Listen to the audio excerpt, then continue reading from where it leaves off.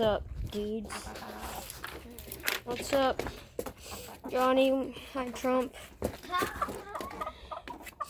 You know, we speak Chinese, so like all three of the young chickens, like that's dark, not the bright one. That's one's the old chicken's like 2-3 years old.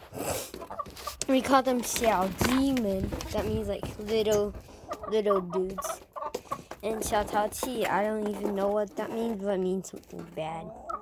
Well, not like bad, it's just like, you know. Oh my god. My brother's so evil. I'm just gonna let them out. Let's see what they're gonna do. They could actually squeeze in there if they want. I think they're too fat now.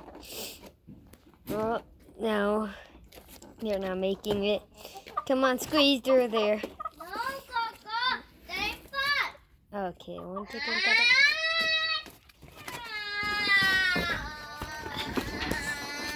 Okay.